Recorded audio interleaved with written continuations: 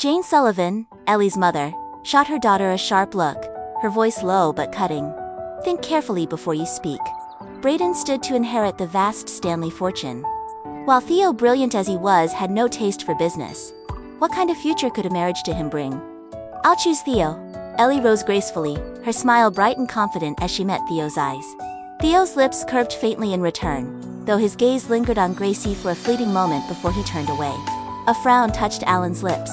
He didn't approve of her choice, but he could deny her nothing, so he stayed silent. "What about you, Gracie?" he asked. Drawing in a steadying breath, Gracie lifted her eyes and slowly extended a finger toward Brayden. His expression stayed glacial. He gave her a fleeting glance before shifting his gaze elsewhere. As her hand dropped to her side, the weight of someone's amused stare brushed her skin like ice. A tremor ran through her. She forced down a lump in her throat, her pulse quickening.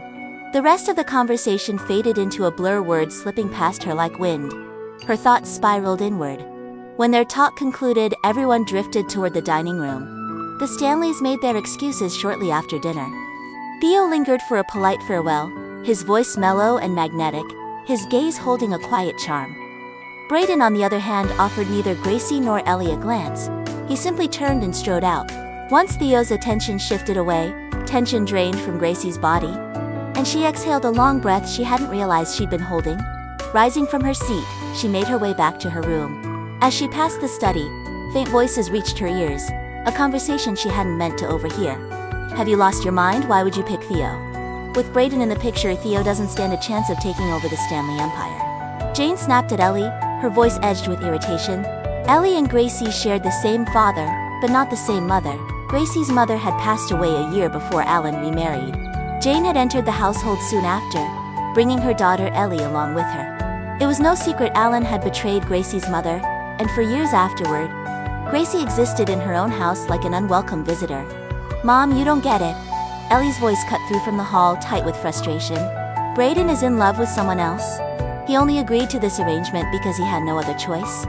No matter what I do, he won't even look at me." Jane snapped back, her tone sharp and anxious. "But if you marry Theo, you're handing all that prestige straight to Gracie." Ellie let out a brittle laugh. "Please, what makes her worthy of that? Brayden's heart belongs to another woman. Gracie couldn't compete even if she wanted to. Even if she married him, her quiet nature would never capture his affection." Theo, on the other hand, was thoughtful, gentle in speech, steady in manner, and utterly devoted once he cared for someone. And truth be told, the successor of the Stanley Empire was far from decided. Lowering her gaze, Gracie pushed the door open and leaned lightly against the frame. Her eyes drifted to her wrist, smooth, flawless, without a single scar. A hideous scar had once marred that spot in her past life. Theo was devoted? Ellie couldn't have been more wrong. In truth, that man was cold, manipulative, and disturbingly adept at twisting people's minds. Everything he had gained before had been built upon Gracie's torment. She swore that in this life no one would ever hurt her the same way again.